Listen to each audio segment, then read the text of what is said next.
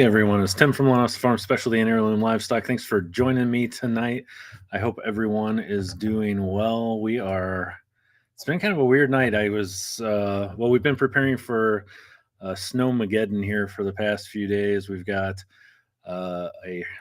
it appears maybe a lot of snow and blizzard headed our way here in Northwest Indiana.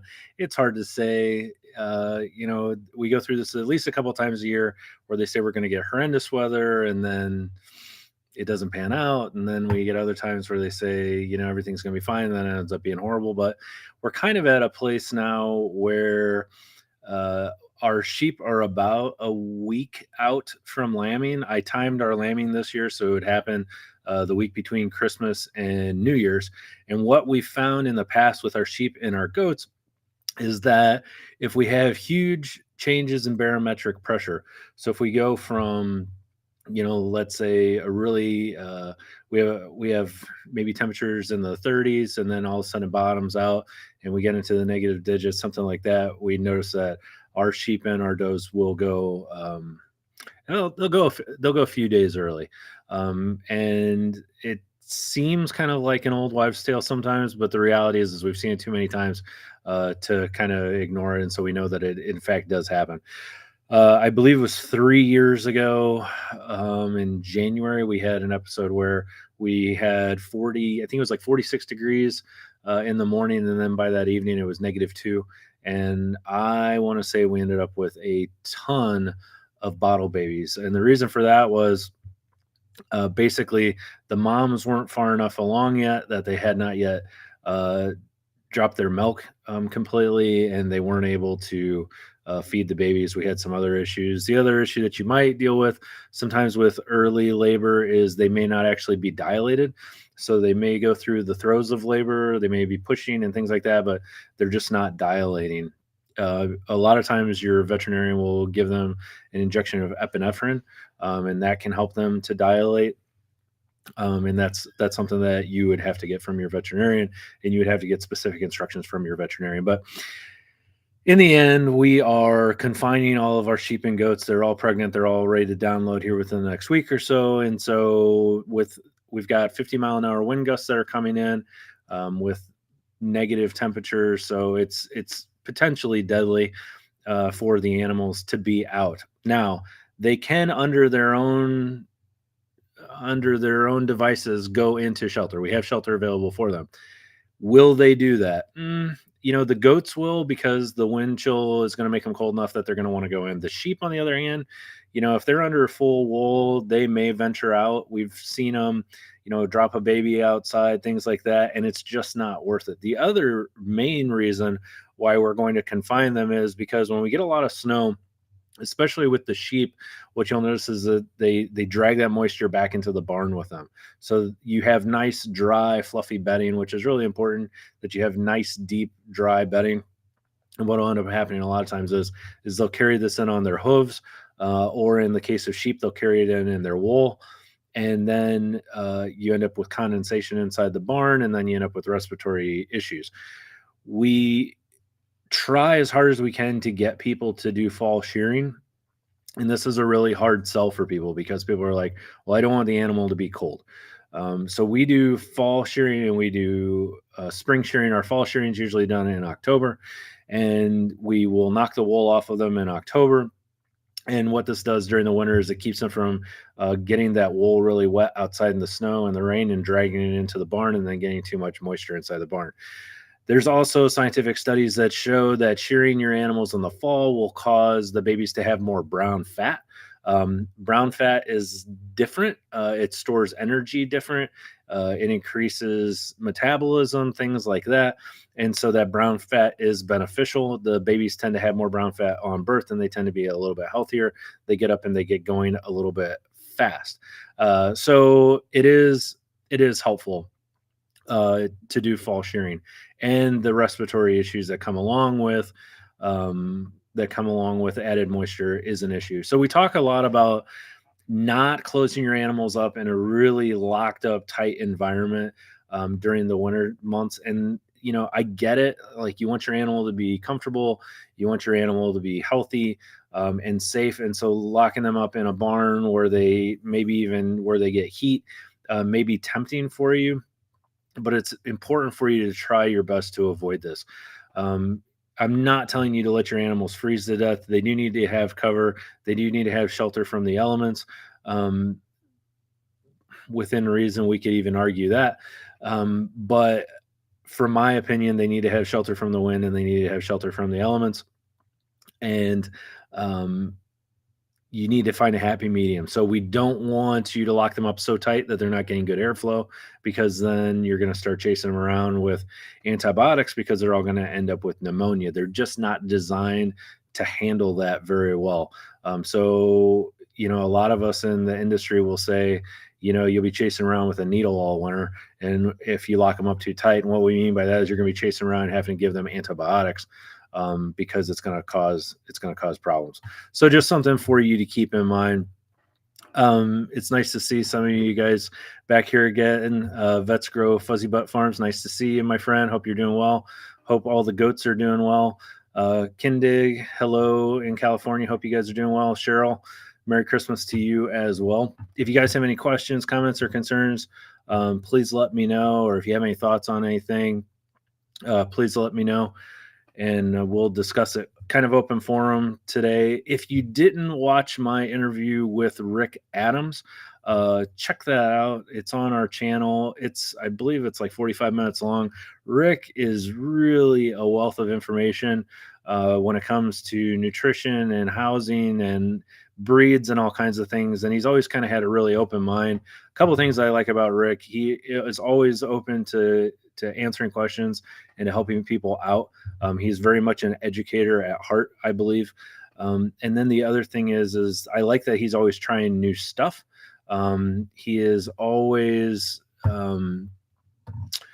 he's always getting new breeds and trying new things and kind of trying to be on the cutting edge of things. So we do appreciate that about him. So if you have not checked out that video yet with Rick, please do. Rick did put us in touch with a goat guy that is very similar to Rick. And so we will be doing some interviews now with goats coming up as well that will pretty much mirror Rick's interview within reason, and we'll be talking goats. So I'm pretty excited about that as well. We also have an interview that's coming up. I don't know if you guys watched the news, but recently there was a gentleman down in Georgia that had a Great Pyrenees dog that he was in the national news. His dog, I believe he killed 8 coyotes, something to that tune. I reached out to him and talked with him, and he's going to be coming on and doing an interview with us about his Great Pyrenees and about Great Pyrenees in general. So we're going to be devoting some time to that. So again, you guys have questions, comments, concerns, let me know. So our friend at Vet Grows Fuzzy Butt Farm, which again is my most favorite name of all the farms. So how do you fight the moisture with the deep litter method?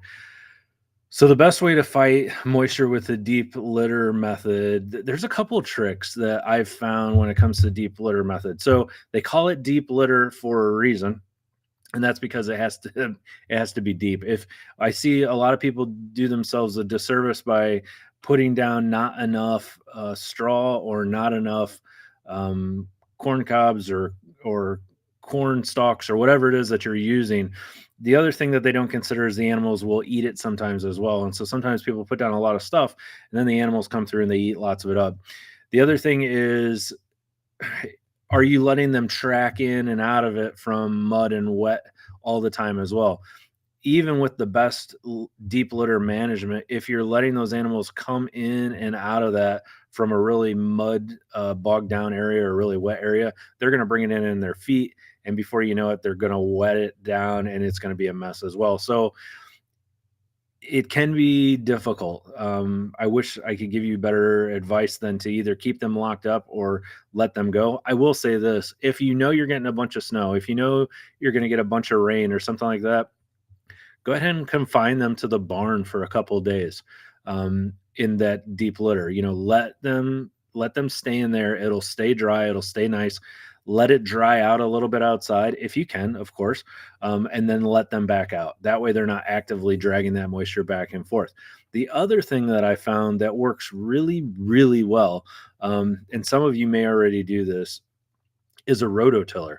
So what I would ask you to do, if you've ever shoveled straw out, like nasty wet straw out, or corn or whatever you're using for bedding, if you've ever had to shovel that stuff, it gets layered, intertwined with itself, and you guys know this, and it gets kind of caked in there and hard. The easy fix for this is to get your rototiller out. And what you'll do is you'll help keep things fresher and cleaner. Get your rototiller, take it into your barn, maybe once a week or a couple times a month, and just rototill the whole thing up. Throw down some, and then throw down some fresh bedding on top of it. It'll kind of break everything back open again. It'll release a lot of that moisture and that ammonia kind of stuff that gets in there out. And then you can lay down new bedding on it. It kind of invigorates it. You can lay down some barn lime, rototill that in. It's going to do two things. One, it's going to make your litter last a lot longer. And two, it's going to help it to break down into more of a compost kind of a thing, instead of getting those anaerobic, those microbes and bacteria that don't require oxygen. It's going to help to kill those off as well. It's going to be a dream to clean out compared to what you're used to, and it's going to help solve a lot of those problems. Even if you go into a barn, or you find yourself in a barn where it's just a disaster, and you've got to shovel it out, take the rototiller to it first. Rototill it up, then start to shovel. It's going to save you just an unbelievable amount of time. So if you haven't tried that yet, knock yourself out, find yourself a cheap rototiller, and go to town. So great question. Thank you for asking, my friend. Okay. Baker, hello. That was an amazing interview. Really enjoyed that one. Yeah. So the interview with Rick was really, really good. I think where I would like to go with this channel is I would like to do more interviews with these people there's a lot of people out there that have a lot of knowledge to share. And it may be different, right? Maybe you'll look at it and you'll be like, that's really not for me. That's really not, that doesn't work for me. Hey, that's fine. If it doesn't work, it doesn't work. But sometimes you'll hear something and you'll just be like, good Lord, I can't believe I didn't think of that, or I didn't know that. Everybody has, not everybody, but a lot of people have, I'll say everybody has something they could offer. I guarantee every single one of you watching right now or in the future, if I got to know you well enough and we sat down and talked, I guarantee you could teach me something that I didn't know. You could teach me a better way to do something, or a different way to do something that I hadn't considered before, or you ask me a question that, it causes me to ponder something that I haven't done before. So really interacting and getting a broader perspective is always a good thing. Probably my number one complaint, I have a lot of complaints about social media, but one of my biggest complaints about social media, about YouTube and some of these things is a lot of people go on there and try to shut each other down instead of like helping each other out. They're like shutting people down. They're like, oh, well, if you don't do it my way, then that's no good. And the reality is my way is not going to be your way. There's too many differences between our personalities and our farms and our geographical locations and our money, and that can just different strokes for different folks. So I think you should find people that you can trust and just watch them and listen to them and take what works, and if it doesn't work, then that's okay too. All right. Garner Harris, hello. Any recommendations on how to get pasture-raised animals started on eating grain and pellets? Yeah, so great question. So if you want to get pasture-raised animals used to eating grain and pellets, it's not that big of a deal.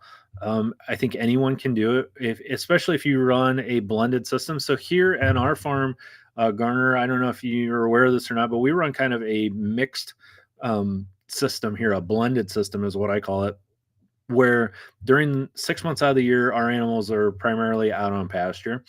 We have very good pasture. We're very excited about that. And usually suffices for our needs. And then during the winter months, we'll bring them up and we dry lot them and we do feed them grain. We do feed our lambs and our goat kids grain as well. But there's going to be times where maybe you have an animal that needs added nutrition, that it's been lacking for whatever reason. Or maybe you even have an animal that got sick, or maybe you have a mom that's got, triplets, or fill in the blank. You know, when you look at your animals and you pick one out and you're like, that one needs a boost, or that one needs a little bit of help.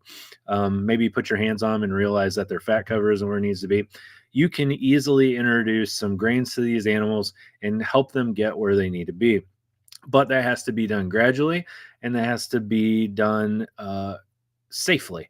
So the first thing I will tell you is if you're gonna have animals anywhere around feed stuff, so grains or corn or soybeans or any of those things, um, things that have fats in them, carbohydrates, readily available carbohydrates or starches, um, they need to be vaccinated against C, D, and T.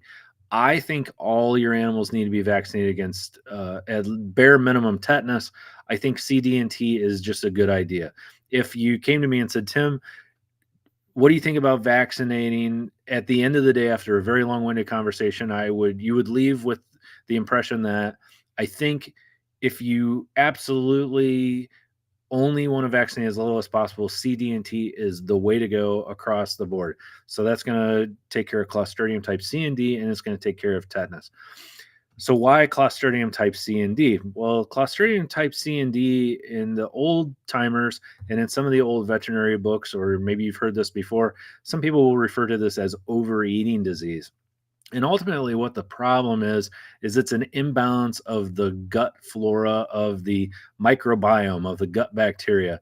And so what ends up occurring is you get this gut bacteria that gets out of whack, and it can potentially kill the animal. Depending on if it's type C or D, it kills them in different ways. One can cause brain lesions and other things, but the bottom line, the takeaway is that they're both deadly.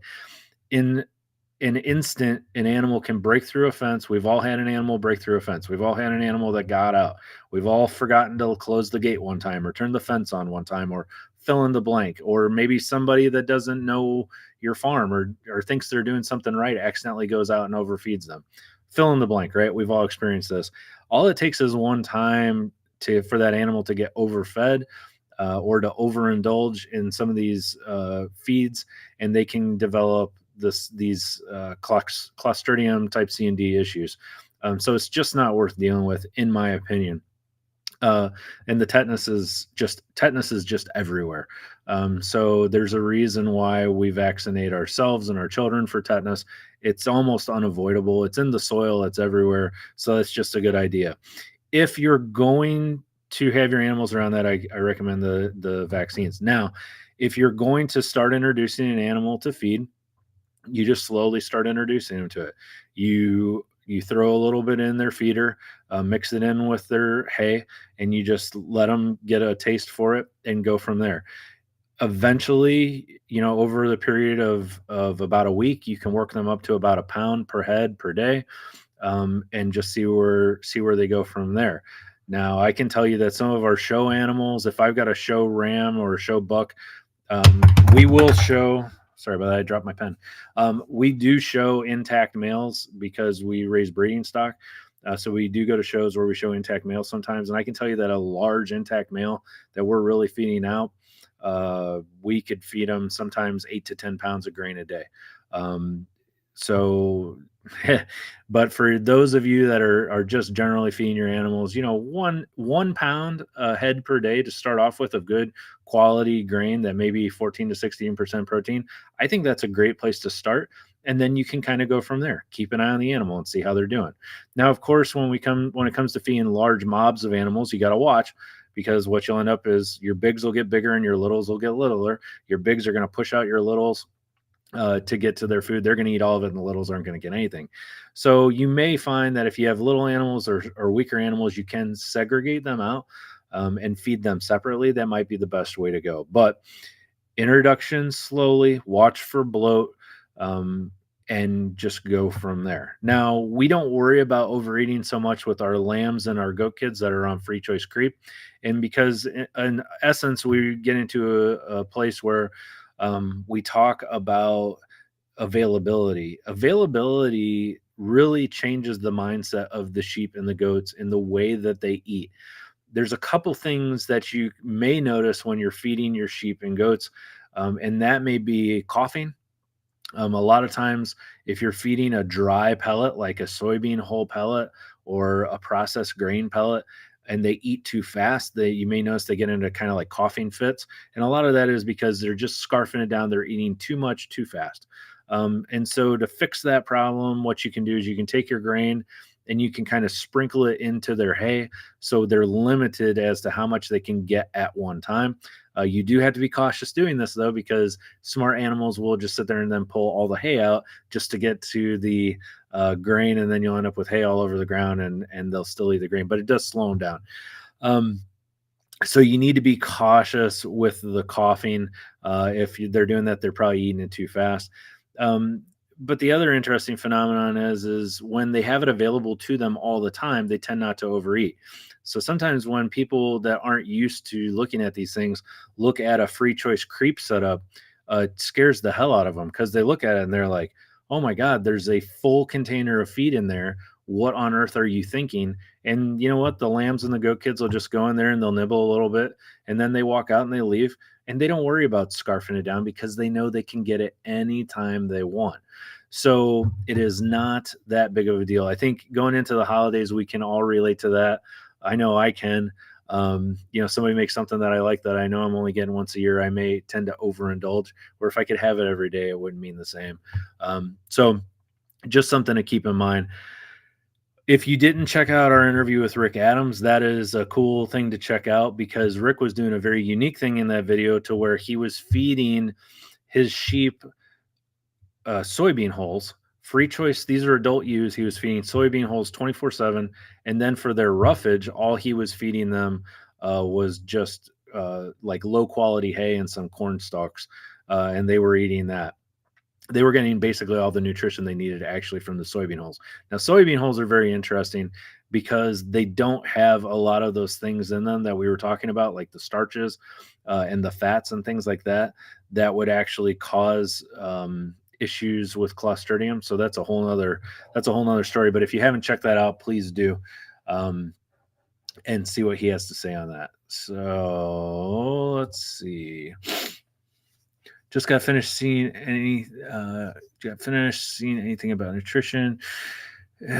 Feed complete nutrition, and if you supplement, other things I'm hearing can throw off the room. And any advice on what to do or just don't? So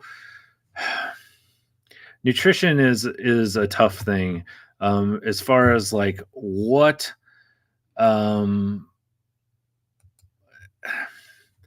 to feed, when to feed, how to feed it, how much to feed, what is complete nutrition, what's not complete nutrition.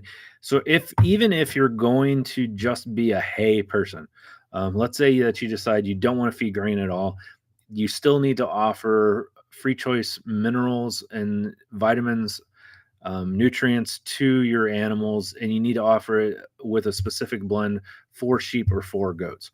So that's where people get lost in the deep weeds sometimes. Rick and I were talking when I was at his farm. He just can't. That's like corn. We were talking about corn. Corn's a great low cost feed additive. It just doesn't have everything that the animal needs. Even if you're feeding hay alone, chances are it probably doesn't have what the animal needs. Now, some people will argue this and they'll say, well, back when they, lived in the wild and so on and so forth. Well, sorry, we bred that out of them a long time ago. They don't live in the wild anymore. They don't eat like they did in the wild. Their rumens aren't developed like they were when they were in the wild.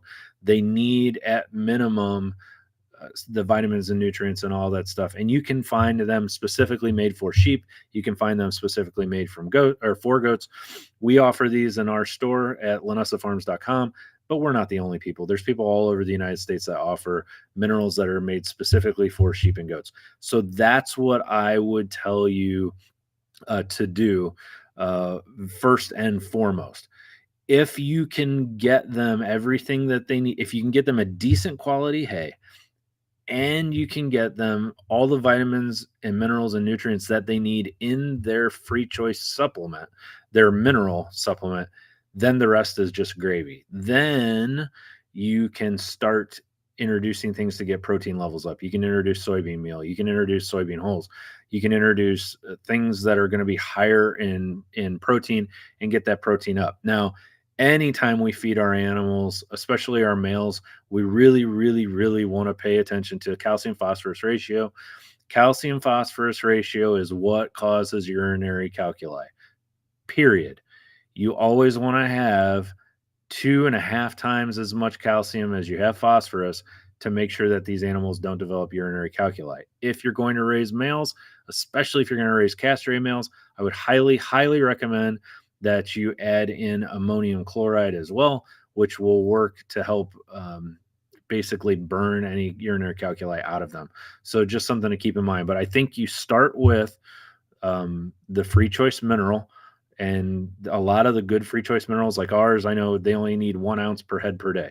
So you buy a 10-pound pack of that, that's 160 servings. You start with the good mineral and then you go from there.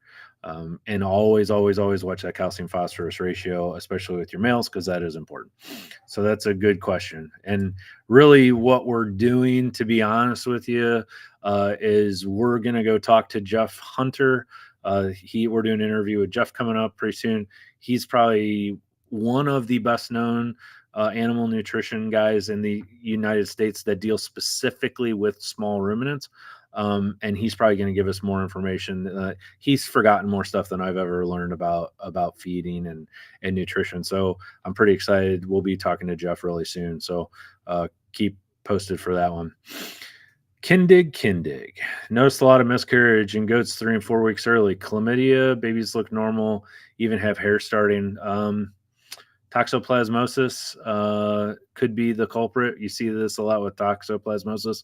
But with toxoplasmosis, you'll normally notice some differences. So you have Vibrio, you have chlamydia, you have toxoplasmosis. They all present a little bit differently, and it's difficult to know without actually looking at the animal. But yes, this is more than likely some type of bacteria that's getting them. Some are treatable, some aren't. So when you look at the big three, chlamydia, Vibrio, and toxoplasmosis, most large-scale producers in the United States feed aromycin. So aromycin crumbles, used to be able to buy aromycin crumbles over the counter for years and years and years. You could just go into the feed store and get them. So what in the heck is aromycin? Aromycin is tetracycline. That's what aromycin is. If you get tetracycline, or if you get aromycin, you read it, it'll just say tetracycline. So it's a certain percentage of tetracycline, and most large scale producers you can still get it. You just have to get a prescription from your vet. It's what's called a VFD drug. They came out with it. I can't remember what year the VFD hit the floor, but it basically changed it from over the counter to having to have a prescription now. We sell it in our store. We sell aromycin crumbles in our store. You just have to have your vet send us a script so we can fulfill that order. But anyways, forever we've fed that to our animals starting about a month out from delivery, and that helps to clean them up. A lot of guys will just say, "Oh, I'm cleaning up my user, I'm cleaning up my does," and they're giving them aromycin. And what that does is, if they have the chlamydia or the Vibrio, that's going to help to clean that up, and it's going to help to make sure that they don't lose those babies due to abortion. Now, that won't work for toxoplasmosis. For toxoplasmosis, you would need to feed rumensin, which is another drug. It's a anti-coccidia and antibiotic medication that you can feed, and that is extra label for sheep and goats. That is not approved for sheep and goats. But if you're concerned about toxo, that's one of the things that you would have to do. So, but yeah, 3 and 4 weeks early, if they're aborting that early, then that's usually why. Usually they are maiden ewes or does, not always. It's either their first time and you actively have it on the farm, or they've never had it before and something got introduced to your farm that now gave it to them. The reason that I say that is this: most of the time with most of these things, after the doe or the ewe has it once, they will develop an immunity to it and they'll never miscarry from it again, especially in like the case of toxoplasmosis. So either one or two things happen. Either this is their first time having a baby and they just became exposed to it and it won't happen again, or you've brought an animal in and now and they've been exposed to it.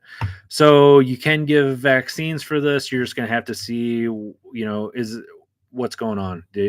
How did this get on your farm? What's the risk for exposure? And just go from there. You can see what is often referred to as abortion storm. This is like a handful of things that basically scare the hell out of us as producers.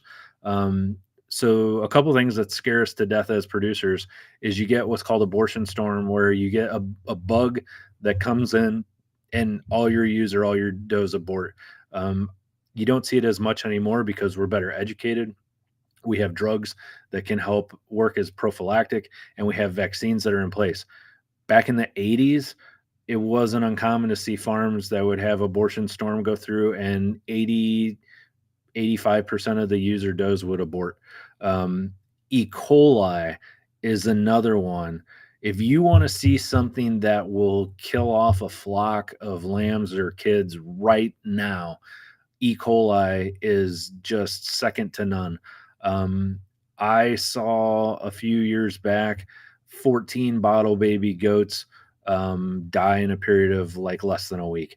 And if you've been exposed to E. coli before, you know what the smell is. And it has a very distinctive smell to it, and it'll just wipe them out right now. So E. coli just scares the heck out of everybody as well. It's highly, highly contagious. And the worst part is you can get it and it can make you sicker than a dog as well. Of course, with that being said, toxoplasmosis is the same thing. In healthcare, we talk about pregnant women being around cats. And I don't know if you guys know this or not, but if you're a pregnant female, being around cats is not a good idea. The reason for that is cats are a culprit that carry toxoplasmosis, and it is zoonotic in the fact that adult females can get it as well, and it can cause complications. So, anytime you're dealing with a sick animal, I want you guys to take the time to make sure that you're wearing proper protective equipment, because you never know. Somebody sent me an email during the week, and they were really, really concerned about CL, and CL is scary stuff, right? And so they saw this, and this individual was like, "You don't seem like you're very concerned about it." That was her concern in the video. She said, "Well, you don't seem like you're very concerned." Well, I had my gloves on and I talked to her about safety with using needles and scalpels and stuff like that. And I explained to her, I said, I work in healthcare for a living. I do surgical procedures for a living. I'm used to handling these things. So I may not seem as apprehensive as someone that maybe doesn't do this all the time. And I'm confident that I'm going to protect myself. But then I told her, I said, there's tons of zoonotic diseases out there. I said, so if you're concerned about CL, I didn't want to give her nightmares or anything, but I was like, sore mouth, toxoplasmosis, listeria, the E. coli, like there's a very long list of things that you can catch from your animals. So we always want you to be careful, and educate your young folks around your farm. Sometimes the little kids like to pet animals and put their hands in their mouth. Don't do it. If you're treating an abortion or anything like that, get rid of it and segregate the mom until everything is out of her system and she's been treated, because it's very important to make sure that you practice good hygiene habits. Okay. Sold my big frame Suffolks, because of high maintenance. What's your thoughts on Hunter Dorset and Lafayette? Planning on end of March pickup for 2 ewe lambs and 1 RR ram. John, I will tell you that I think you're going to find. So for those of you that don't know what a Suffolk is, so a Suffolk is a big black-faced sheep. Suffolks are a very large frame, they're a beautiful animal. To see a full grown, filled out Suffolk is just, they're a massive sheep. They're beautiful to look at. They have the black coloring in them, just kind of highlights them, and they just look pretty. Um, but they eat a lot. To keep them at that size, they eat a lot, and they take a lot of maintenance. You know, bigger animals take bigger pens, take taller fences. They're harder to handle. They eat more feed. So there's a lot of things that are concerning. They're not the best moms in the world. They're not the worst moms that I've seen. They're not the best. I would say they're kind of average. And so what John's talking about here is he's talking about kind of switching gears and going to a stockier, smaller framed, dual purpose sheep that's well known for a couple things. One of which is their mothering ability. The other thing is um, their milk production. The other thing is their ability to breed out of season. There is a very good reason why a lot of people use polled Dorset sheep as recips. And when I say recips, I mean surrogate mothers that they're going to implant an embryo in. And the reason for that is the Dorsets are just good moms. They're very even tempered. They're long lived. It's not uncommon to see a Dorset ewe that's, you know, still cranking out lambs at 10, 12 years old. And Jeff is one of the top. So I mentioned Jeff earlier in the show. Jeff is an animal nutritionist. He develops and makes some of the best feed in the United States for sheep and goats, period. That is not arguable. Anybody that's in the sheep industry will tell you, if you mention Jeff Hunter or Hunter Nutrition, they know. He really, really knows his stuff. The other thing that Jeff is really, really well known for is his polled Dorsets. Jeff has had a closed flock of Dorsets for a very, very long time. He has very, very good genetics in his flock. He has genetically eliminated all kinds of things that you don't want. And his animals are very, very reliable. I can go to Jeff and get a ewe this year and go there in 3 years and get the exact same kind of ewe. So people travel from far and wide to buy animals from him. So the fact that, John, you're even able to get 2 ewe lambs from him is impressive, because sometimes Jeff can be sold out for years on end. So I have Hunter Dorsets. I recommend people get Hunter Dorsets if they're just looking for something to add to their flock. A lot of the individuals that own other show stock, or are using recips, or are looking for good moms, things like that, go to Hunter. Even some of the guys that show more show Dorsets get some of their seed stock from Hunter. So he isn't well known for selling like club lambs or show stock. But as far as like reliability, good, clean, healthy animals, Jeff is, you almost can't do better than him.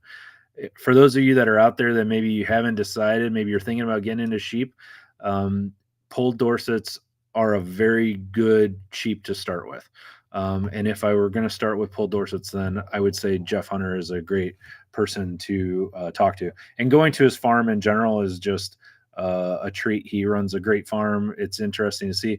And we'll be out there visiting him. I go to visit him sometimes just for fun. But yeah, if you know for fact when you're going to be there, let me know, and I'd be happy to meet you. I'm very close to Jeff. I live near Jeff, so shoot me an email or get in contact with me, and I'd love to meet you, John. So thanks for watching, and thank you for the question. All right. So, hello, my friends at Spear Family Farm in Pennsylvania. That reminds me, we had an individual that contacted us recently that had a animal that had a broken leg, and I just wanted to talk with you about this. We get a lot of questions about, should I keep my males separated from one another? Should I worry about keeping my males together? And I just want to talk about that first. You know, we've had animals that have broken legs, rams that have broken legs from ramming each other. It's difficult. I don't know what the answer is. We've had very, very good luck with keeping our rams together. but every once in a while accidents happen. So you do need to keep an eye on them. You either need to keep them in a pen that's so small that they can't really get a good charge on each other to get them used to each other, or you can put them in a big pen where the non-aggressive one can get away from the aggressive one, and eventually he'll just get tired of chasing them. If you get two rams that you want to keep together, I would recommend starting off, if they're just meeting each other, I would recommend, my mom used to have the friendship shirt with me and my brother. If we didn't get along with each other, we got to share the same T-shirt for a day. And it was rather annoying to have to share a T-shirt with your brother, because all day long you're just like hugged up next to him, and you didn't want to be there, but there really wasn't anything you could do about it. And I always think of that when I think of my Rams. If you got two really, no pun intended, rambunctious rams or bucks, you could put them in a lambing or kidding pen together where they just physically do not have enough room to really do anything. And they seem to work it out rather quickly. You leave them in there for a day, with food and water, of course, and they'll usually become friends whether they want to or not. The other alternative is to keep them in a big enough pen that they have enough room to get away from each other. If you have a livestock trailer, sometimes you can close off a divider, put them in the livestock trailer together, in one divided area, and that can work as well. If you have an animal that breaks its leg, uh, I would say a good majority of the time you end up having to put them down. It depends on the break, where it's at, how clean it is. If it's up in the shoulder and it's a shatter or something like that, you're going to have to put the animal down. If you have a break in the lower leg, to where it's a clean break and one of the long bones, they can favor it enough that they can keep the weight off of it. It can be reset and splinted.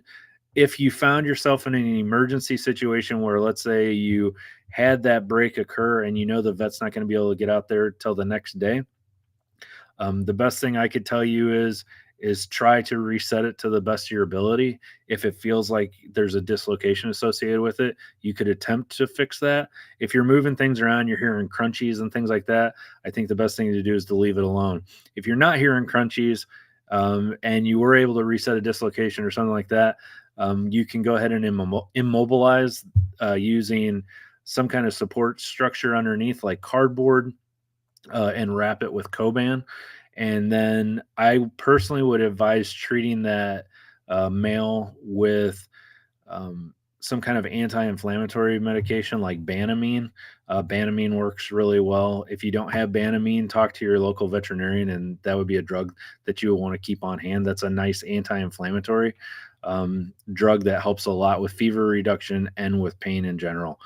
I think that's a good one. If you had chronic inflammation, you might want to talk to your doctor about, or your veterinarian about, something like dexamethasone. Important thing for you all to consider: dexamethasone and pregnant females, pregnant does that are used, does not go well together. I do not recommend ever giving that unless specifically told to by a veterinarian. As a matter of fact, dexamethasone is one of the drugs that we would use to induce labor. So definitely something that you don't want to play around with. All right. Marty. Hey, Marty. Everyone has an experience and it's all valuable. That's right. And that goes both ways. I would much rather hear from, this is so funny. I made a video about high tensile fences a while back, and I said that I got some lambs and I brought them home and they blew right through my high tensile fence and they got loose. And I made the video to be like, I made this dumb mistake and I shouldn't have done it. And basically it was like a learn from my mistake. I still get blown up from people, from the internet trolls that go on there, and they're just like, you're stupid. And I don't delete messages. The only messages I delete on YouTube is, or on here, is when people come on and are like trying to do pornographic stuff or something like that. But if someone comes on our YouTube channel and just calls me an idiot, I leave it. I don't delete the messages. I'll respond to them usually, but I don't delete them. I'm just like, oh well. It's sad that they don't like me, but it is what it is. But it's funny that you brought that up, Marty, because I personally, Marty, I would rather learn from your mistakes than my own, to be honest with you. And I think to a certain degree, we're all like that. But I think that's a sign of a good mentor or a good friend, is when they're willing to tell you about the stuff that they messed up on as well. um, and they'll support you when you make mistakes as well, because we all do dumb stuff, right? I mean, if we didn't do dumb stuff, then we'd never get hurt. The gates would never get accidentally left open. You would never get a sick animal, or you'd never get, there's lots of things that would never happen, but we all make mistakes. And so you just make a mistake, and then you just say, well, this is what I did and it didn't work. Learn from my mistake and move forward. And I think that's the sign of a good community, is when people can share that, are willing to share that information with each other, and when they can share that information and not get berated by the other people there. Um, so yeah, it is what it is, but I'm glad that you brought that up. It's a very valuable point. People have all kinds of experiences and good information to give you, on their experiences, both good and bad. Lee, hi Lee. What causes sheep to be lame this time of year? I have a couple. I treated them yesterday with hoof and heel. It seems better today. Any suggestions? Well, that's a great question, Lee. And we see that this time of year for a couple of reasons. So hoof rot. So you can get dermatitis. You can get redness and inflammation inside the hoof itself, and that is usually just from wetness.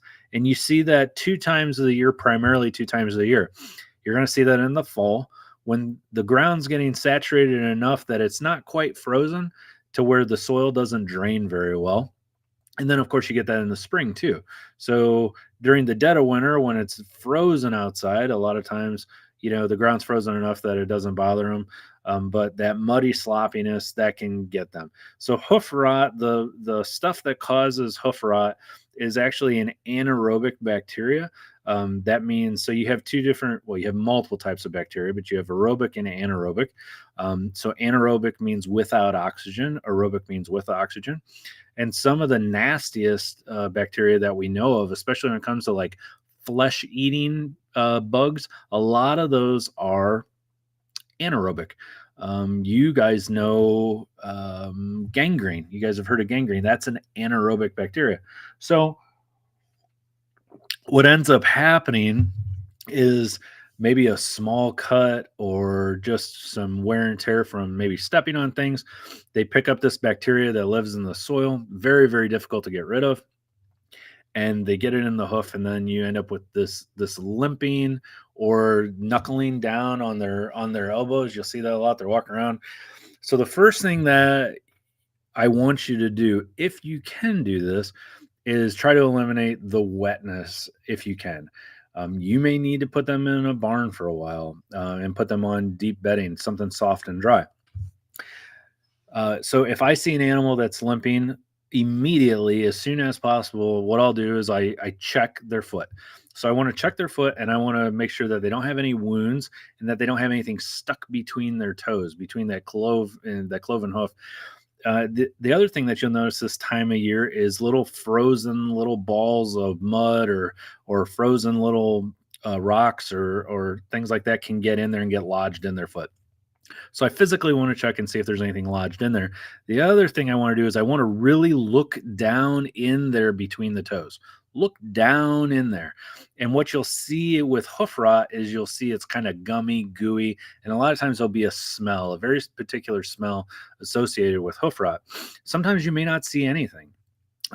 And sometimes I'll take my fingers and I'll kind of push on the hoof to see if I have any soft spots. Sometimes if that hoof is folded over, I can unfold it, trim it up, and make sure that there wasn't anything stuck underneath there. I can look for puncture wounds, things like that. But 9 times out of 10, what you're going to find is you're going to look down between that hoof, and you're going to see some blistering or some gooiness, and you're going to smell kind of this pungent, nasty kind of smell. And then you're dealing with hoof rot. The best way to deal with hoof rot is a threefold approach. Now, I differ from some. Most approaches are going to be the same. Some are going to be twofold, and some are going to be threefold.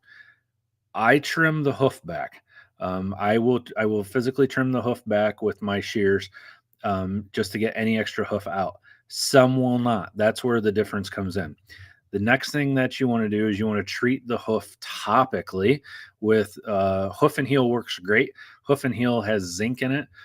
So you have zinc that you can treat it with. You can treat it with copper sulfate solution in water. Any of those things work good.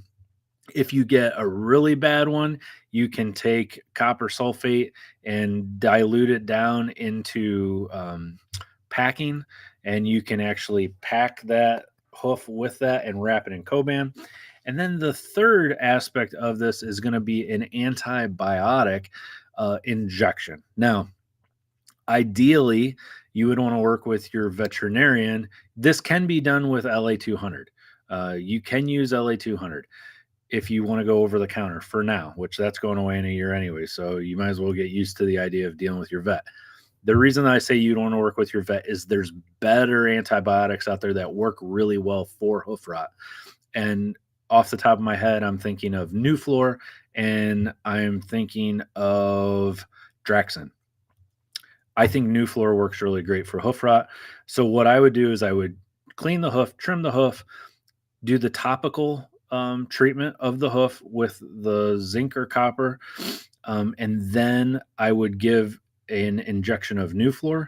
And you can talk to your veterinarian about injection rates of Nuflor. I personally use 6 milliliters per 100 pounds of body weight given subcutaneous.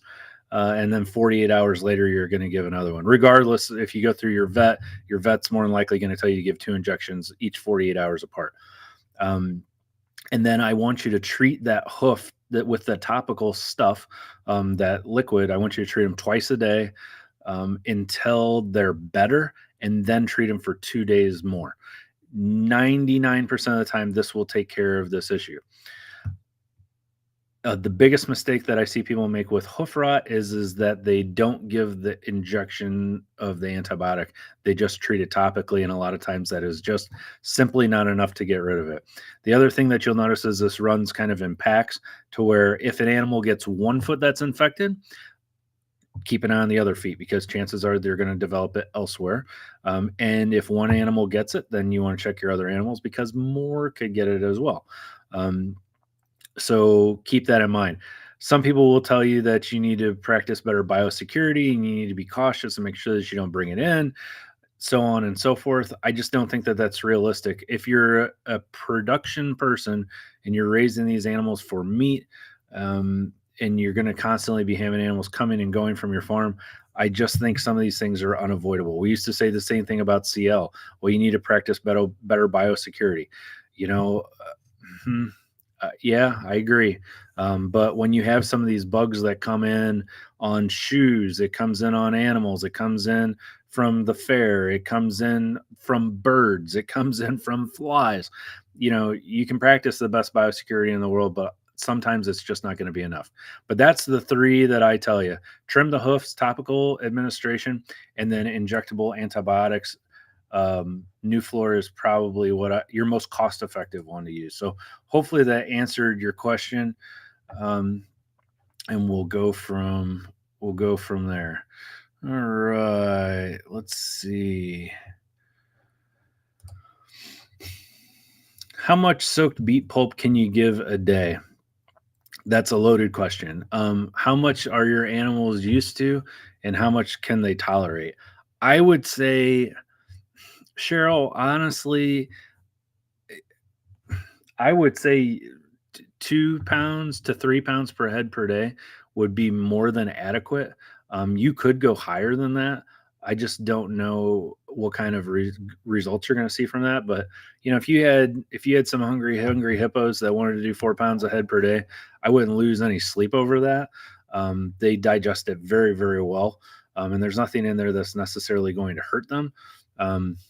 But yeah, I would say I think 2 pounds per head per day is a good place to start, and you could go from there. All right. Hi, Dave. Do you know if there's any special precautions for goats and sheep with the frigid winter temperatures in the single digits negative? Yeah, they got to get out of the wind. You just got to get them out of the wind. The wind. So there's 3 ways that our bodies lose technically four. We're not gonna turn this into a thermodynamic class, but three main ways that our bodies lose heat: convection, conduction, and evaporation. So, am I touching something cold? Am I radiating heat off of my body? Is the wind coming through and blowing against me and cooling me off? Um, so when they're out, and that's where wind chill comes into effect, right? So the reality is every year at the sale barn we see goats with no ears, not La Manchas, by the way, goats that used to have ears that don't anymore, animals that have very, very bad frostbite.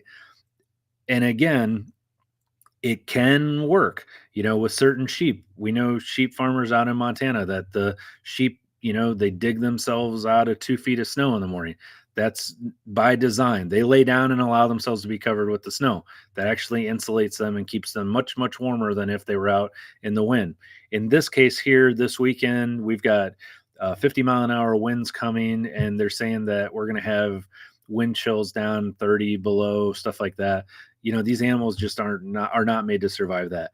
They absolutely positively need to have a windbreak. Ideally, we would like you to have them under a three-sided barn. A three-sided barn is great. I love three-sided barns, and the reason for that is, you guys may call them a lean-to, and the reason for that is you still get great airflow, but you get protection from the elements. You get protection from the rain and the snow, excuse me, and you get protection from the wind. Other than that, you got to keep that water clean, and unfrozen. So have a plan in place. These ruminants cannot go without water, and eating snow is not good enough for them. So you got to keep that water unfrozen so they can get in there and they can drink it. Don't let that water freeze over. If you have a power outage, don't forget about your fur babies. Make sure that you've got a generator or something on standby that you can at least keep the water from freezing up, and go from there and see what works for you. Okay. Brian. Hi, Brian. Do more sheep and goat medicated feed. Does it really help them out, or is it just a waste buying it? No. See, now you're testing my mental capacity here. I believe do more sheep and goat medicated feed is, I can't remember if it's got decox in it or if it's got Bovatech. I can't remember what it has in it, to be honest with you. So check that out and see. But basically, I think it's got decox in it. So it has an anti-coccidia medication in it, and so that's where that comes into play. So yeah, anti-coccidia medication is a great additive for your feed, so long as you're not already giving it through another route. And now I'm wondering if I said something. I was talking about Rumensin earlier, and I'm wondering if I said the right drug or if I mixed it with Bovatech. So I'll find out when I review this video after we're done. But anyways, yeah, it is a good feed. It's not an antibiotic feed. It is an anti-coccidia feed, is what the Do More brand is. And then Do More is Tractor Supply brand. But that's what that's good for. Okay. Let's see what we got here. Do you know if there's any way to watch the Lunch and Learn series sponsored by Purdue University? I'll be working during the next one, December 22nd. I saw you shared them 2 days ago. I don't know. I don't know if Purdue records those. That's a good question. I call the Purdue Extension office and ask them, and they may be able to give you a link to it. I'm not sure. So for those of you that are like, what the heck's Dave talking about? If you're not a member of Linessa Farms Tack Box, I would highly encourage you to do so. Which reminds me of something else. So Linessa Farms Tack Box is our online forum on Facebook. And that I share articles. Like I share what I read, not all of what I read, but I share a lot of the articles that I read. So if I read it and I'm like, man, that's good information, I'll post it on there for you guys to see. I also post things that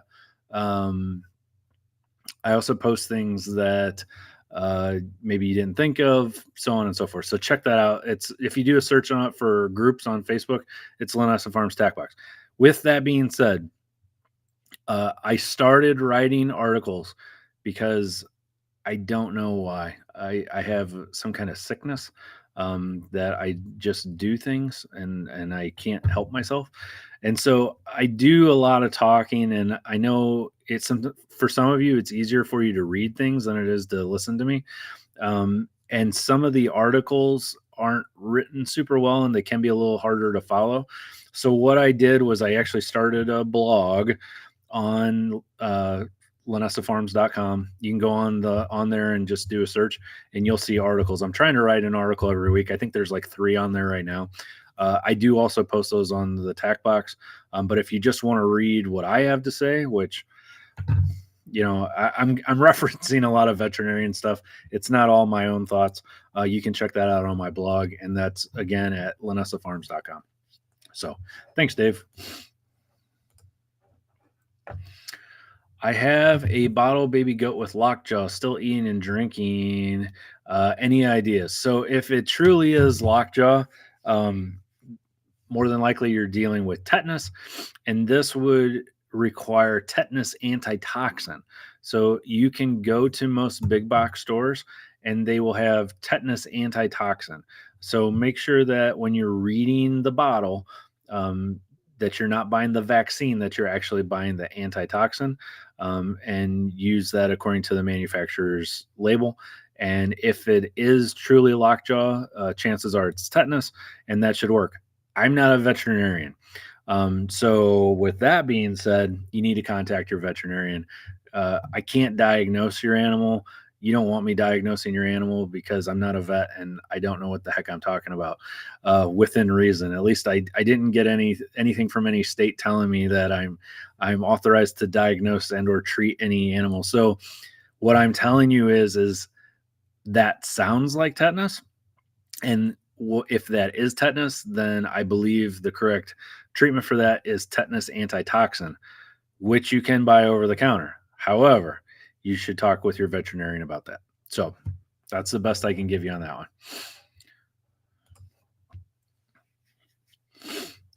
What are the top 5 important factors that I need to know about Dorsets? I've had Catons and Suffolks, been raising sheep since 2017 April. I'm excited to get Dorsets from Hunter Dorsets. Well, John, that's a video. That's a whole video in and of itself. The big thing that you're going to notice about, and I won't be able to do all 5 for you, but the big thing that you're going to notice about Dorsets is probably the size difference. I would say is going to be the big one that you're going to from Blackface. The babies will grow great. You just may not get as big of lambs as fast as you're used to with the Blackface. But Dorsets are a fantastic, they do fantastic with crossbreeding. There's a reason that a lot of the white face crosses that you see in the shows have Dorset background. There's a reason why a lot of the show folks and John, if you're getting into Dorsets and you knew about Jeff and you used to raise Blackface and Suffolks and Catons, you know the show circuit, and you know that a lot of the white face breeds that are out there, like Columbia's, South Downs, things like that, a lot of them have Dorsets that are bred into them, and you know that, and I know that, and there's a reason for that, and that's the mothering ability, good feed conversion, and just overall good quality animals. So they're a little frumpier. They don't grow quite as fast. So those are the big ones, but sounds like a good video for me to make. And we will talk about that moving forward. Right. Max 50, which is 16% protein, free choice. Sudan, silage for bedding. Every 3 days, 40% alfalfa hay, free choice mineral.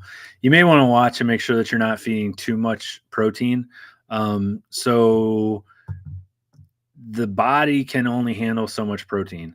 And when we start getting too much protein, you can actually, and I posted an article about this on the tack box.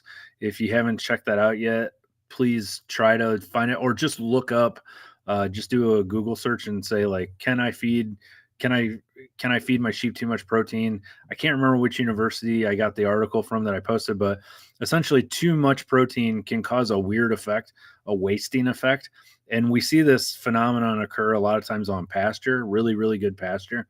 You'll have people calling you and they'll be like, man, I put my sheep or my goats out on pasture and it's really, really good. And they're falling apart. Like they're losing weight and they've got upset stomachs and they've got scours and this and that. And it's actually too much protein. It's hell on the kidneys. It creates too much byproduct from their body breaking down the protein, and you can run into some issues there. So I would say, you know,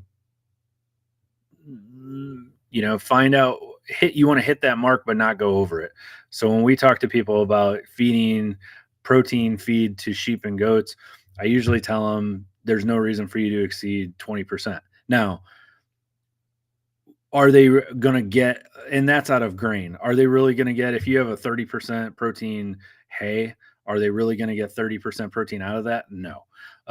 If you have 30% grain product, with good bypass protein and things like that, they could potentially get a majority of that protein. And in that case, all those proteins are going to be broken down into amino acids, and then you're going to get ammonia and acids and all kinds of byproducts that come from that breakdown of protein. And then you can run into all kinds of problems. It can cause the ammonia levels to spike in the animal. It can actually damage the rumen. So be cautious. Don't always think that more protein is the answer. Think more like well-rounded. And again, do your best to find a free choice mineral specifically made for, in your case, going to be goats, specifically made for goats. But overall, yeah, I mean, I don't see anything wrong with what you're doing. With some of the grasses, some of the Sudan grass and Johnson grass and things like that. We won't get into prussic acid here, but that's a concern with some of those. But again, that's a whole nother video. Free choice baking soda. I don't do too much with the Epsom salts. I don't feel that we need to, but the baking soda free choice is a great addition. I think everybody everywhere should give free choice baking soda. There's too many benefits of it that are described in a lot of veterinary guidebooks. So it helps prevent laminitis. It's good for rumen health. It's good to buffer the rumen. Another one that we've recently gotten really turned on to that seems to work really well is the use of brewer's yeast. So check that out as well. While we're delving into the deep weeds about what should I give, that's a good one to consider as well. A lot of good articles out there from universities and stuff talking about the benefits of brewer's yeast. The brewer's yeast can work to allow you to give more protein and it lessens the amount of negative byproducts from that protein to amino acid breakdown that occurs in the rumen. Max 50 has cottonseed meal in it. Okay. Yeah, and so we do a lot of soybean meals up here in the north, but down south you'll see a lot more people using cottonseed meal. And from what I've been told, they equally work really well. So we use, to keep our water from freezing, we use electric powered floating tank heaters, and that's what works for us. I haven't found a better product. The freeze misers are pretty awesome, but that's not going to keep your stock tank necessarily from freezing up. You can buy specific waters just for sheep and goats that are heated, but that's what we use.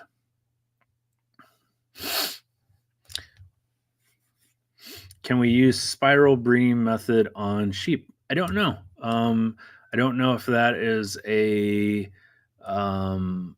that may be a term used in your area. I'm not familiar with that term, spiral breeding. So I would have to look that up and find out exactly what that entails and get back with you on that. So I will look that up. It may be similar to what we do We do accelerated breeding here in the United States. That's basically in many circles known as a Cornell 5 point accelerated breeding program. That might be similar to what you're talking about. So I will research that and let you know. Hamza, hello, my friend. Nice to hear from you. You've been with us for a very long time. I appreciate your support, and I always appreciate hearing from you. Thank you. Steph, hi, Steph. Canada. We have lots of people that watch us from Canada. That is super great. I get lots of good information from our friends up in Canada. I like hearing from all of you, but it's always fun to see people from all over the world. Hi, John. Before going on green pasture, should ewe lambs be dry lotted their first year for stronger resistance to worms? Some people tell me worms will stunt the sheep. Oh, yeah, for sure. Worms will stunt a sheep's growth. Dr. Kennedy from Pipestone Veterinary Services wrote an article that I'll have to look up for you, John, where he spoke about keeping his ewe lambs separated from the mom ewes, from their mature ewes. We keep our ewe lambs separated from our mature ewes. The mature ewes go out on pasture. Our replacement ewes stay here. They get dry lot fed for a couple reasons. There's a couple things that we really want to watch in the progression and the maturing of our ewes. So that first fall, we want to be able to breed them. So we want to push them a little harder to get them to up to size to get pregnant in order to be able to support having a baby.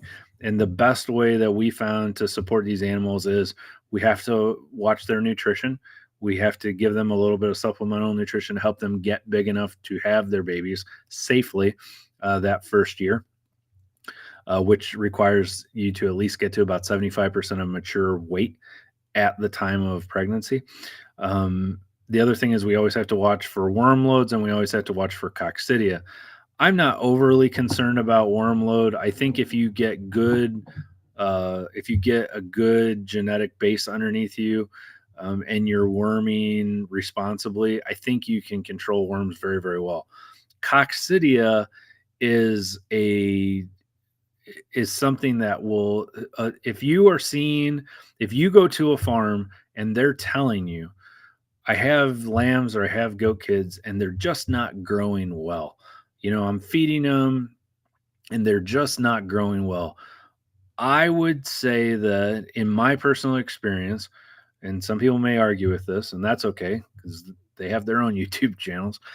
I would say 80% of the time I'm seeing a subclinical coccidia issue going on. That is to say, it's not so bad that it's killed the animal. It's not so bad that you're seeing scours, but it's bad enough that it's done damage to that rumen and to those intestines to where that animal is either not able to appropriately absorb the nutrition that they're taking in, or it's caused so much damage that they're scarring in there and they're never going to be able to take in nutrition appropriately as well. So coccidia is something that animals tend to develop resistance to as they age, but it is very important to protect against and to tackle early if you see it when they're young. And the best way that we found to do this is just to keep these animals separated. The other thing is if you put a bunch of immature ewe lambs in with a bunch of mature ewes, a lot of times they're just going to get the snot beat out of them by the mature ewes. When it comes to feeding and things like that, they're just going to get buffaloed and pushed around and beat up, and it's just not good for them. So, good question. Hi, Steph. So Steph says she just started with sheep this spring and had first lamb drop on November 13th. Very good. Problem is I didn't write down ram dates, and they're all first timers. So mystery lamb days, it seems it will be. Whoops. Yep. Yeah, it happens. All the best laid plans sometimes just go south on you, and it's like, well, what do you do? We had a few years ago, we had a Nigerian dwarf buck. His name was Gilbert, and he was really awesome. He had like these huge horns, and he had this big like ZZ top beard that damn near hung down to the ground. And that little dude would would run through traffic to get to a doe, and he was that guy.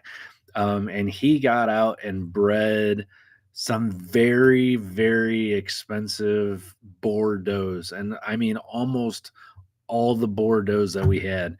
He broke down the fence, got out, and bred all of them. And so that year we had like these little Boer Nigerian dwarf crosses. And it's like, yeah, I had a plan and my plan didn't work. So, record keeping is very important. I think you bring up um, a very important point here, Steph, and that is record keeping is very important, um, because sometimes you don't think about it, and then after they're bred, you're like, sure would have been nice to know when they were going to have their babies, so I could be prepared. So something that you live and learn. But thanks for sharing that with us. Good point. It seems they seem to really not like stems and hay. Yep. And so alfalfa. We did a video on alfalfa hay where I was talking about alfalfa hay, and if you haven't watched that yet, check that out. But one of the things that I mentioned in the alfalfa hay video is baling alfalfa is an art form, and you can really get ripped off in a hurry when it comes to buying alfalfa hay. Alfalfa hay is fantastic. What's not fantastic is when you're buying a bale of alfalfa stems.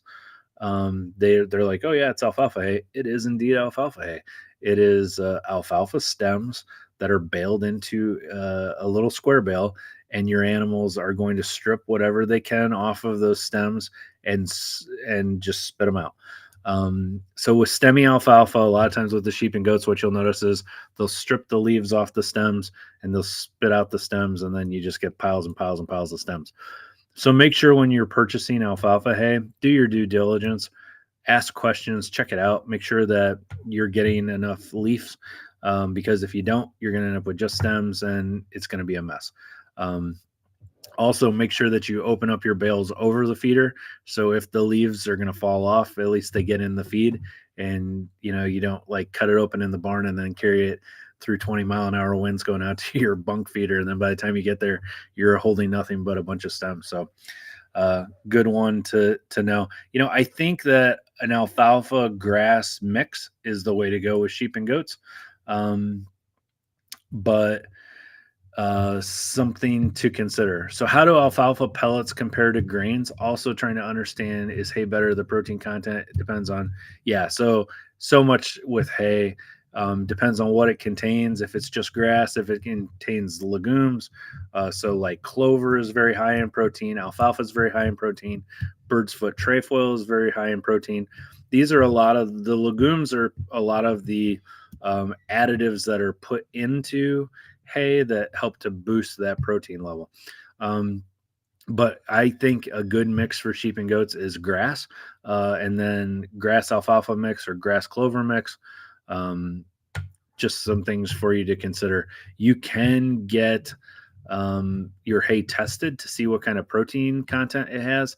I don't know how I feel about that, because you may get them tested and then it's like, you may get them tested and they may say that it's 32% protein, but then who's to say that 5 bales down it's going to be the same? We have high producing spots on our fields. We have low producing spots on our fields. We have some spots on our field that are heavier in legumes than others. It's not an exact science. So I think sometimes people get a little hyperactive when it comes to testing their hay. I think it's not overly reliable. I think if you test a wide sample of hay repeatedly from a farmer, you can kind of get a ballpark. But as far as like, oh, I tested this bale, therefore all these other bales are going to be the same, I don't think that's necessarily the case. Now, your animals require roughage in order to keep their rumen cooking properly, and this goes for all sheep and all goats. So even if you get a hay saver pellet or an alfalfa pellet, it is great. It can help save you a lot of money in hay. You don't get nearly as much waste, but please do remember that in order for these animals rumen to function properly and for them to stay healthy, they do absolutely need to have roughage all the time.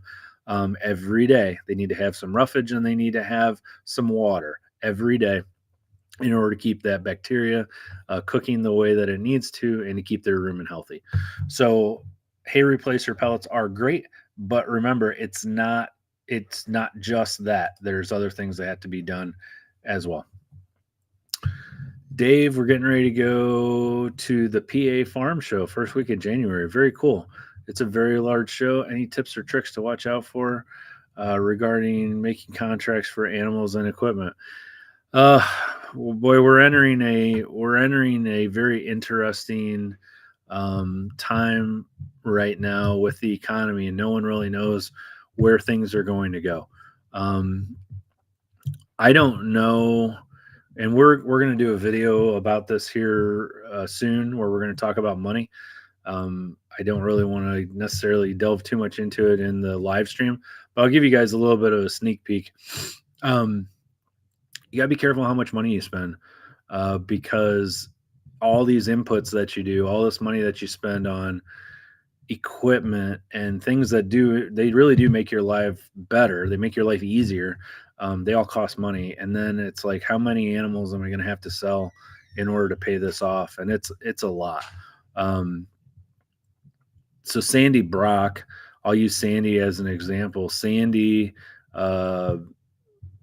built a really nice barn with a lot of setup back in 2013. She spent in 2013 dollars, she spent over $500,000. I'll let you do the math on how many sheep and goats or how many sheep you would have to sell to make back $500,000. And the other thing, and the big thing that we're going to talk about in the video is there's things that people don't talk about, and they're all guilty of this. At least as far as I know, as far as I've seen, they're all guilty of this. And that is the sin of not including time and you don't hear any of these people talk about it. I'm a business guy, or at least I was back in one of my past lives. I had a business degree. So I'm not completely naive when it comes to business stuff. But I'm also not naive enough to think that a degree makes you the end all be all of business. So I have a functional knowledge, and how dangerous that makes me, I don't know. But time is a huge thing. And these people don't ever mention time to you guys. I know a lot of you watch some of these channels where they talk about, oh, you're going to make this much money and you're going to do this, and you're going to do that. But they never talk to you about time. And it caught me off guard the other day. I was watching an interview where a guy was talking about fencing, and someone said, how much does that fence cost? And he said, oh, well, I put it up myself and it's only $350 a roll. And I thought, yeah, but how much is your time worth? If you're going to take your time to invest in this instead of that, and this and that can be anything. If you're going to invest your time into starting a business for sheep versus working at your regular job, which one's going to pay your bills? How long is it going to take you before it pays your bills? So I always just caution people, and I say, look at it this way. Even if you were only going to pay yourself $10 an hour, how much money is this cost? How much money is this really costing you? And when this guy or gal, I actually believe it was a gal, she was crunching her numbers on her sheep channel. She was talking about, oh, I made this much and I did that much. Nowhere on there did she figure in her time. Nowhere on there. And it just blew my mind. I'm like, how many hours? And then I can see there's like 3 or 4 people working in the background. I'm like, that fence may cost $350 for a roll, but it's going to take you hours to dig holes. You got to have somebody come and help you. You got to have this, you got to have that.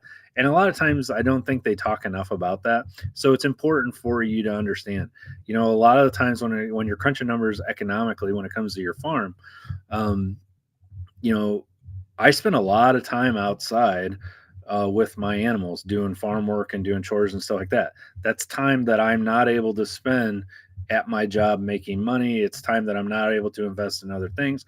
It's not time that I can invest with my family or my friends, or go golf or hunt or fish or do whatever. So there are trade-offs, and I really just wish people would include that more. I think that would be a more honest way to approach it. and a more honest way to have people think about getting into this business. All right, Kurt. Say if a sheep or goat abort early in the breeding season, will they usually cycle again and rebreed? Yeah, they'll usually cycle again once they get healthy enough that they um, once they get healthy enough that they're back in the saddle again, so to speak. Usually, there is no long-term damage to that animal. When it just comes to a late-term abortion from chlamydia, toxo, vibrio, whatever, they usually will breed back again. But if you start seeing it rear its ugly head on your farm, you may want to consider looking at vaccine options moving forward for the new animals that may be coming in. Because while these animals, they may lose a baby once and then they may be immune to it, that's still a whole pregnancy that you went through, that mom went through, and she lost that baby. It is definitely more cost effective to vaccinate your animals against these abortive bacteria than it is to just let them naturally go through it, if we're just looking at it from dollars and cents. And I think from a good animal husbandry aspect, I think that makes sense too. If the burns in the barn get into the goats and sheep water, can they poison the sheep and goats? If you're talking about chickens, you're talking about just like barn swallows and stuff like that. So there is some stuff that can happen, some airborne lung issues that can occur from transmission between aerosolized bird droppings and you breathing them in or your animals breathing them in. There are some gastrointestinal bugs that can be transmitted. Generally speaking, these things don't transmit from one species to another, but things do mutate. So I can't guarantee anything when it comes to bacteria and viruses. I can't guarantee anything. The Spanish flu, which didn't start in Spain, probably started here in the United States back in the teens, the 19 teens, well-known, widespread World War I.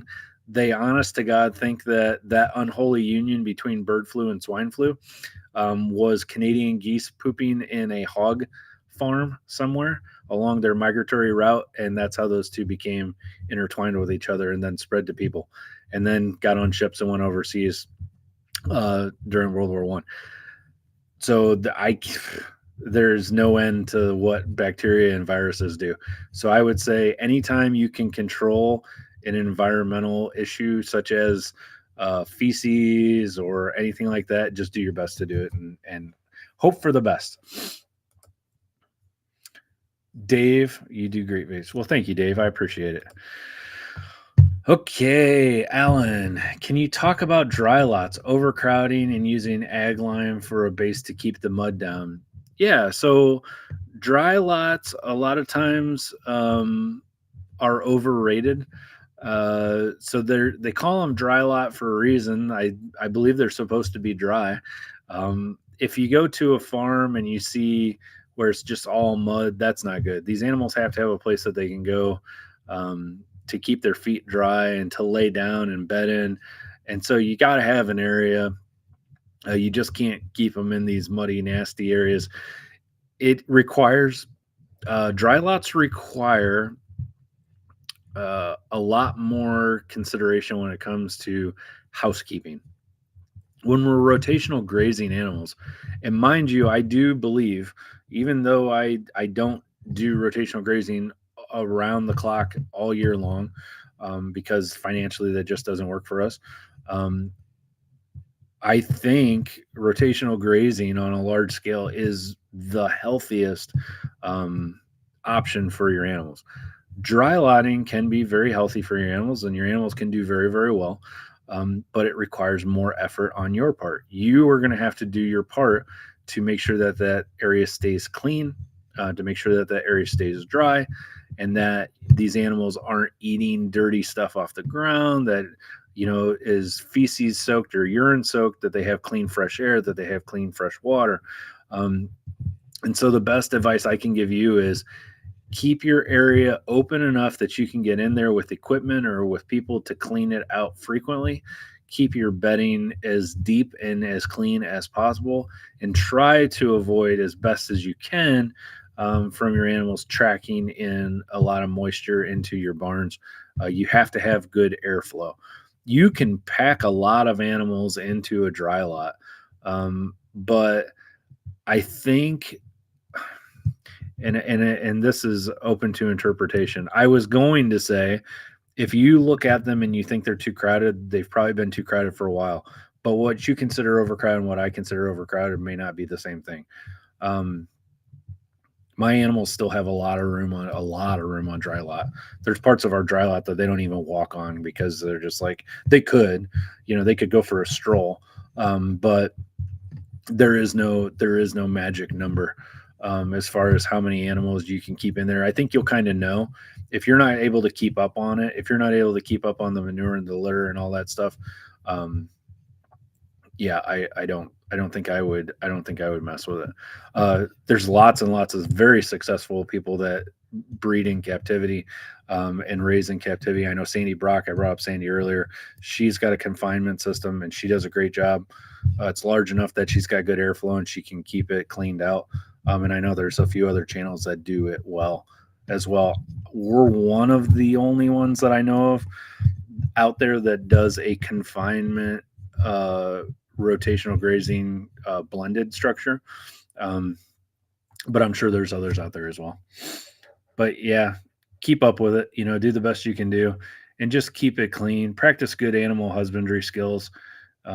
If you're not able to keep them healthy, then you're doing something wrong. Junior Rose, you're welcome, my friend. All right. Well, I successfully navigated all the questions. I hope you all have a very good holiday season. I hope you have a Merry Christmas, Happy Hanukkah, whatever it is that you celebrate, and a Happy New Year. We will be back next week to talk as well. I want to thank each and every one of you for your support and for watching our channel. I greatly appreciate it. For something that started off as just me trying to help out our customers has really blossomed into something pretty awesome. And I really do appreciate all the support and all of the comments and thanks that we get from each and every one of you. So thank you very much. So again, I hope you all have a very Merry Christmas, Happy Holidays to all of you. And I will see you all next week. So with that being said, I'm Tim from Linessa Farms Specialty and Heirloom Livestock. Thanks for joining us again today. And we look forward to seeing you again next time.